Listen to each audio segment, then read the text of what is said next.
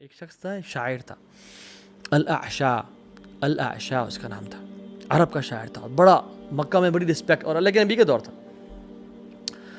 یعنی he was a person of caliber, he was respected, he was a poet, and when he used to speak his words were memorized by the people. اللہ کے نبی کی بات سنی تو کہا واقعی میں یہ اللہ کے، یہ تو بندے کا کلام تو ہے ہی نہیں، شاعر تو بڑا کمال کا شاعر تھا، یہ تو اللہ کا ہی کلام، یہ تو رب کا کلام ہو سکتا ہے. مکہ سے نکلا، کہا کہ میں محمد کے پاس جا رہا ہوں صلی اللہ علیہ وسلم، اور میں اسلام قبول کرنے جا رہا ہوں. مکہ کے کفار اکٹھے ہو گئے، حیران ہو گئے، اور ایک تھرتھلی مچ گئی کہ اگر یہ چلا گیا تو masses will follow him because he has a huge fan following and people respect him and take his words. کیا کریں اس کے ساتھ؟ کہا کہ ایک اینگل سے آتے ہیں، اور شیطان بھی نا آئے سامنے اور کہا کہ تم کس کے پاس جا رہے ہو؟ انہوں نے کہا محمد کے پاس، because his message is pure, it is logical and rational. انہوں نے کہا محمد تمہیں کیا معلوم ہے صلی اللہ علیہ وسلم کہ الکوہل شراب پینے سے بھی روکتا ہے؟ اس نے کہا کیا شراب پینے سے روکتا ہے؟ اس نے کہا ہاں. and he was a big drug addict, he used to drink a lot of alcohol. تو اس نے کہا okay fine, let me wait this year and drink as much as alcohol I can.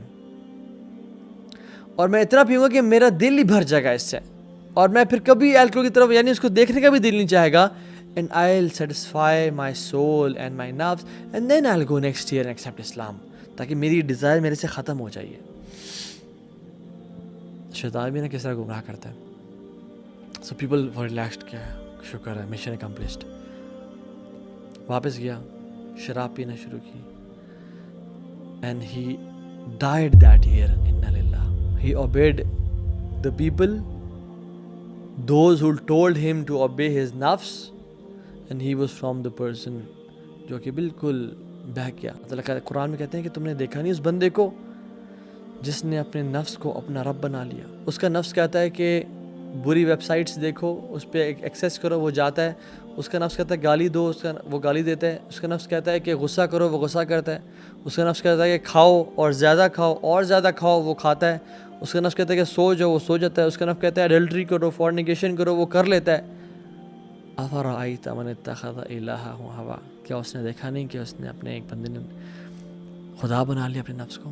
جب خاتون سامنے سے گزرے آنکھیں نیچی کر لے. جب جھوٹ بولنے کی باری آئے، اپنے رب کا خوف، میں رب کے سامنے کھڑا ہونا، اس کو میں کیا جواب دوں گا؟ وہ تو مجھے دیکھ رہا ہے. اپنے ہر معاملے میں اپنے نفس کا محاسبہ کرنا. Time this horse otherwise it will take you wherever it wants.